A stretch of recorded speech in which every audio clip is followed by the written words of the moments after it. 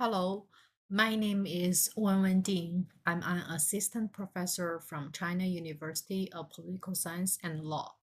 Thanks for the invitation. I'm honored to participate in your summer school program and talk about China's employment policy. I have five questions here. The first question is, what are the main components of China's current employment policy and how do they address the needs of both employers and job seekers? First, I want to mention that the aim of China's current employment policy is to promote high quality and full employment. This policy was first proposed at the 18th National Congress of the Chinese Communist Party in 2012 when President Xi Jinping was first elected as the General Secretary of the Communist Party. So the general principles of our current employment policy are that workers pursue employment independently. The labor market regulates employment, and the government promotes employment and encourages entrepreneurship. From the principles, we can understand that China's employment is mainly regulated by the labor market, but the government has also played a very important role in promoting employment. Overall, there are four main components of China's current employment policy. The first component is promoting job creation. The Chinese government currently considers employment a top priority for its socio-economic development. It has implemented various measures to promote job creation. For example, China focuses on supporting strategic emerging industries such as advanced manufacturing, high-tech sectors, modern services, and emerging industries like artificial intelligence, 5G networks, and green technology. The government provides various forms of financial assistance, such as subsidies, tax incentives, and preferential lending rates to support these emerging industries. It also invests in research and development in these industries that can drive industrial growth and create new job opportunities. Another measure the government takes to create jobs is to encourage entrepreneurship and innovation. The government provides financial incentives such as tax breaks, grants, subsidies, and preferential loans to support startups, small and medium-sized enterprises, and innovative businesses to stimulate job growth. It has also simplified the process of registering new businesses by reducing administrative barriers, shortening approval times, and lowering registration costs. What's more, it has set up numerous incubators, accelerators, and innovation parks to support the development of startups and innovative businesses. By considering employment a top priority, the Chinese government ensures that policies are designed to benefit both employers and job seekers. This includes creating a favorable environment for businesses to grow and hire, while also supporting job seekers through various programs and initiatives. Okay, this is the first component.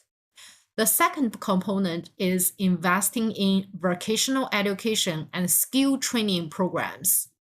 This component focuses on improving the skills, knowledge, and overall employability of its workforce. The idea is that a well-educated and skilled labor force is essential for driving economic growth, attracting investments, and creating high-quality jobs. The government has been placing a strong emphasis on vocational education and training to develop a skilled workforce that meets the demands of industries. Firstly, China has set up a network of vocational schools across the country, offering a wide range of programs in fields such as manufacturing, construction, healthcare, and information technology. For instance, the Shenzhen Institute of Information Technology is a leading vocational school that provides training in advanced manufacturing, robotics, and other high-tech fields. Secondly, the Chinese government encourages partnerships between vocational schools and enterprises to ensure that students receive practical industry-relevant training. For example, Huawei, a leading Chinese technology company, has established partnerships with many vocational schools to provide training in telecommunications, cloud computing, and artificial intelligence. Thirdly, China has introduced apprenticeship programs that combine classroom learning with on-the-job training. In 2018, the Ministry of Human Resources and Social Security has issued opinions on comprehensively promoting the new enterprise apprenticeship system to promote the development of apprenticeship programs. The government also provides financial support to companies that adopt the apprenticeship program. These programs allow students to gain hands-on experience and develop practical skills while working under the guidance of experienced professionals. Finally, the government offers tax breaks or other financial incentives to companies that provide internships or apprenticeships to vocational school students. This is the second component, investing in vocational education and skill training programs. By bridging the skill gap, these policies help job seekers acquire the necessary qualifications and enable employers to find skilled talent. The third component is strengthening social security. The Chinese social security system includes pension, medical, unemployment, work-related injury, and maternity insurance, and also assistance programs for job seekers, such as career guidance and job matching services. This component aims to provide a robust safety net for workers, particularly during times of unemployment, illness, or retirement. This safety net allows job seekers to actively pursue new opportunities while maintaining stability for employers. To strengthen Social Security, China has been working to expand the coverage of its social insurance system for many years. The government aims to ensure that all workers, including those in the informal sector and gig economy, have access to these benefits. The unemployment insurance system plays a crucial role in China's employment policy as it serves as a vital safety net for workers who lose their jobs and helps to maintain social stability and support economic growth. China has been working to expand the coverage of unemployment insurance to include more workers, particularly those in the informal sector and non-traditional forms of employment. As of 2022, China's unemployment insurance coverage rate has risen to 51.8%, which is a great increase compared with the rate of 38.6% in 2010. The government has also been working to simplify and streamline the process of applying for unemployment benefits to make it easier for workers to access support when they need it. These includes establishing online application systems and reducing the documentation requirements. Additionally, in response to recent economic difficulties, the government has adopted various measures. For example, it lowered the contribution rate from the employer side. It has also implemented an unemployment insurance refund policy. Under this policy, if an enterprise's layoff rate in a given year is lower than the local urban unemployment rate for that year, the Human Resources and Social Security Department will refund a certain proportion of the unemployment insurance premiums paid by the enterprise and its employees in the following year.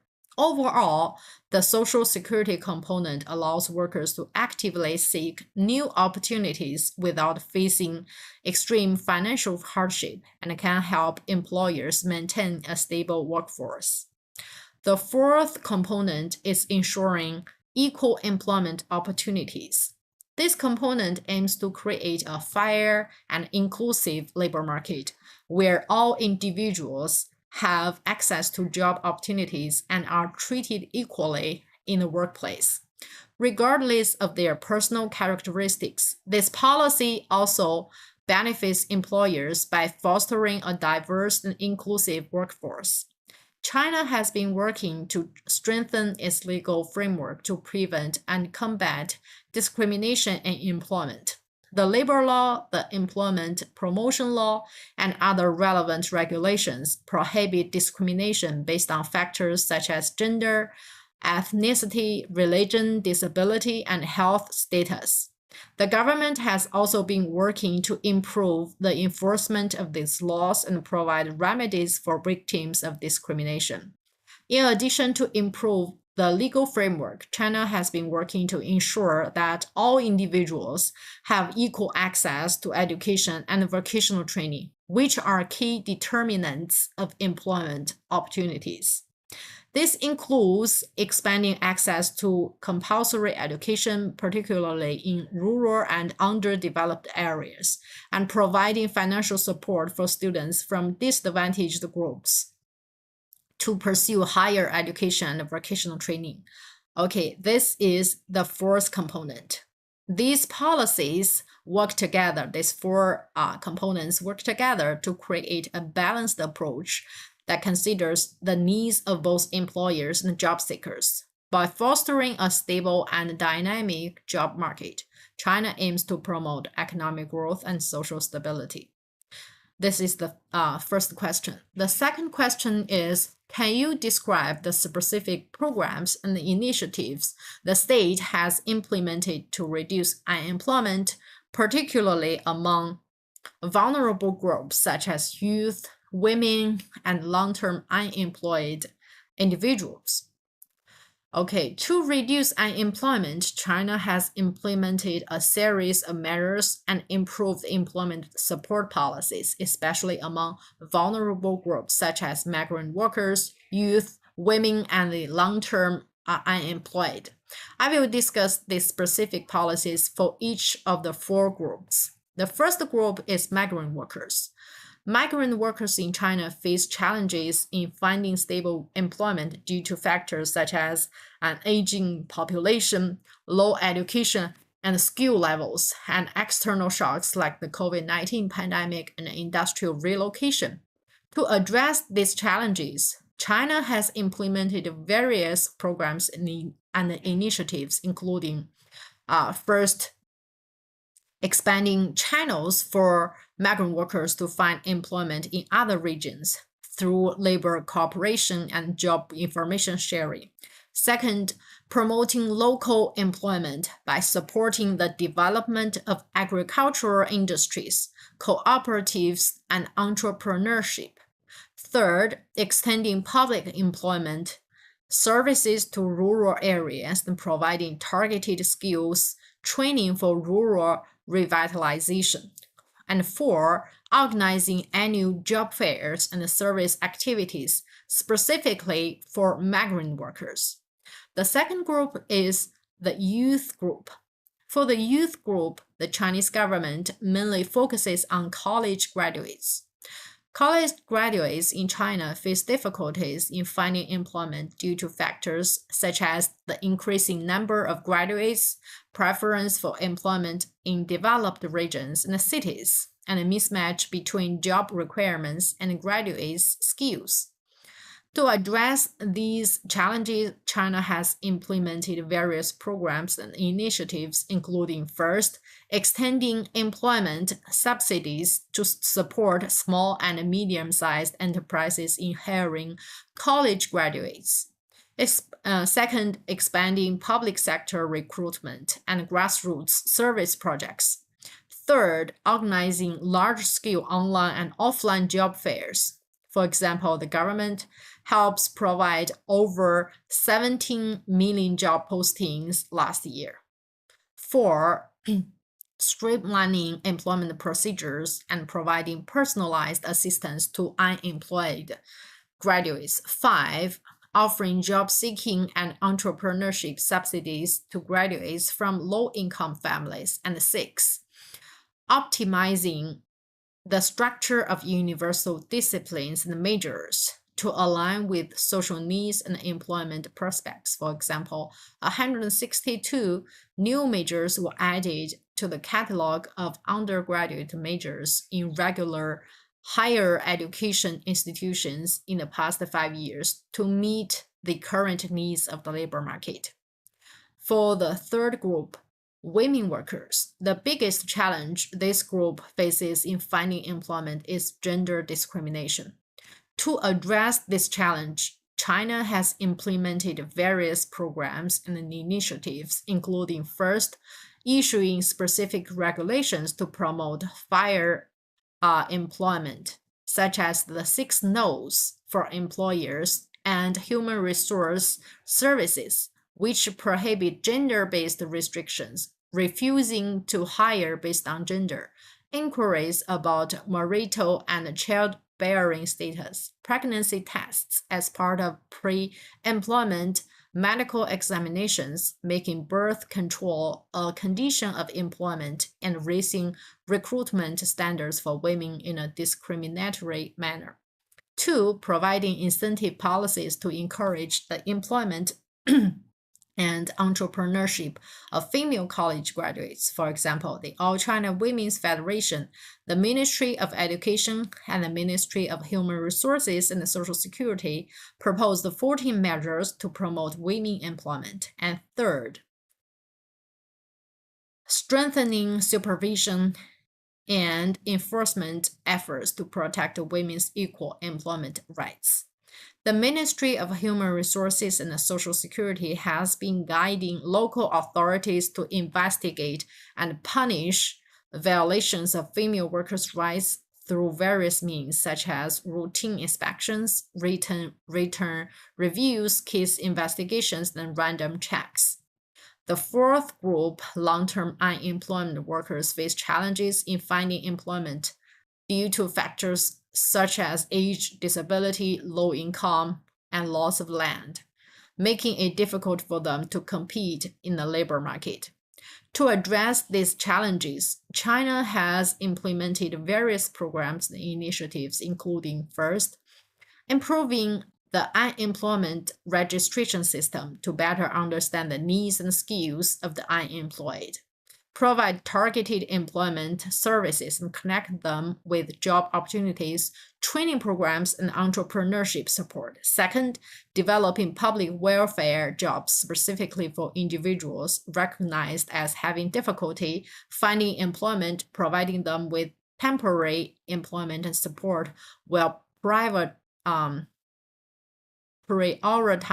their placement in market-based jobs through vocational training, job referrals, and subsidies. And third, conducting annual employment-assisted months, campaigns during the New Year and Spring Festival periods, where local authorities create lists of key assistance targets, reserve suitable job positions, hold specialized job fairs, and utilize innovative service models such as live streaming job recommendations to promote precise matching between job seekers and employers, ensuring a basic level of employment for those in need. Okay, these are the measures that the Chinese government has implemented to reduce unemployment. This is the second question. The third question is, does the state collaborate with private sector companies, educational institutions, and other stakeholders to create job opportunities and ensure a skilled workforce? Yes, the Chinese government has been actively collaborating with private sector companies, educational institutions, and other stakeholders to create job opportunities and ensure a skilled workforce. This collaboration is crucial in promoting high quality and full employment, which is a key priority in China's development strategy. To create job opportunities, the government supports the development of industries and enterprises with strong employment absorption capacity. It encourages the growth of new businesses, forms, and models, and identifies new occupational sequences and employment growth points.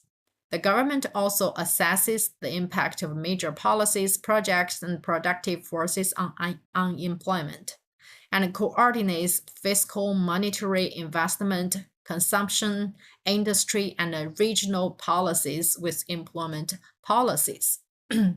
Specific measures include strengthening job creation by implementing supportive tax and fee policies. For example, in 2023, the government expanded the scope of the 6 taxes and 2 fees reduction and exemption to small and macro enterprises and individual industrial and commercial households.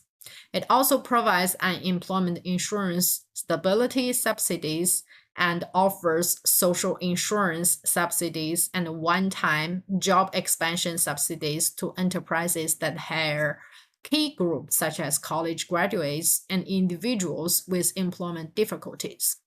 The government supports entrepreneurship and innovation by lowering market entry barriers, implementing entrepreneurial loan and interest subsidy policies, and providing services such as site support, entrepreneurship training, and resource matching. In the second half of 2023, the government organized job fairs and recruitment activities, such as the Golden Autumn Recruitment Month, and established standardized construction of the odd job market. In terms of vocational training, China has established a vocational training system with vocational colleges, enterprises, and various training institutions as carriers. The opinions on strengthening vocational training to promote employment issued by the State Council in 2010 outlines the main tasks of vocational training, which include adapting to the needs of expanding employment skill, improving employment quality, and enhancing enterprise competitiveness. The government has made significant achievements in building the vocational training system. In 2022, over 20 million person times of subsidized training were conducted. The government also issued opinions on strengthening the construction of a high-skilled talent team in the new era, improve the new 8-level worker vocational skill level system, and published a new version of the National Occupational Classification Dictionary. Moreover, China is vigorously promoting a lifelong vocational skills training system and strengthening skills training for flexible employment personnel in new forms of business and models. In April 2021, the Ministry of Human Resources and Social Security issued a notice on strengthening new vocational training to guide local governments in implementing the 14th 5-year plan for vocational skills training and conducting skills training for practitioners in new form of business and models. The government has also been working on improving the vocational skills assessment, evaluation, and competition system. It guides local governments to include vocational training as an important part of public employment services, publicly release training information through multiple channels, and provide convenience for workers to choose training institutions and programs independently. In addition to government efforts, private sector companies and educational institutions play a vital role in creating job opportunities and ensuring a skilled workforce. Many enterprises actively participate in vocational training and provide skills upgrading training for their employees. Educational institutions, including vocational colleges and universities, collaborate with industries to cultivate talent and ensure that the skills taught align with market needs. Other stakeholders, such as industry associations and social organizations, also contribute to promoting employment and vocational training. For example, the Ministry of Commerce has integrated government and social service resources to build an online class for e-commerce practitioners. In conclusion, the Chinese government collaborates closely with private sector companies, educational institutions, and other stakeholders to create job opportunities and ensure a skilled workforce. The collaboration is crucial in achieving the goal of promoting high quality and fair employment and ensuring the long-term development and competitiveness of China's labor market. Okay, this is the third question. The fourth question is, what the state is doing to reduce informal labor? In China, the policy with informal labor is not to reduce it, but more to regulate it. The informal sector has actually helped China a lot with its economic growth, and now it accounts for over 200 million workers in China. Thus, the question with informal employment in China is how to balance the development of the informal sector and the protection of workers' rights and interests. The Chinese government has issued various documents to promote the development of informal employment. For example, in July 2020, the General Office of the State Council issued the opinions on supporting multi-channel flexible employment, promoting the development of online retail, mobile travel, online education and training, internet healthcare, and online entertainment. These all belong to the informal sector. In recent years, the government's focus has been to promote platform work, but it has also realized the importance of protecting platform workers. For example, although according to current Chinese labor laws, a platform worker usually cannot form labor relationship with the platform work company, and thus cannot enjoy labor protections under labor laws. However, China has made great efforts to promote the participation of these platform workers in the social insurance program. The government has especially devoted a lot of resources to improve its occupational injury insurance.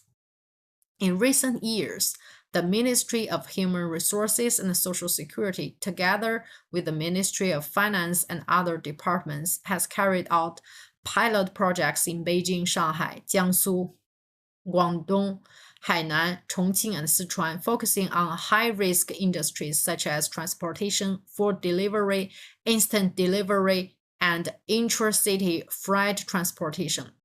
Overall, the policy with informal employment in China is not to reduce it, but to balance its development and the protection of the rights of workers in this sector. This is the answer to the fourth question. The last question is, what are the measures of support of unemployed people?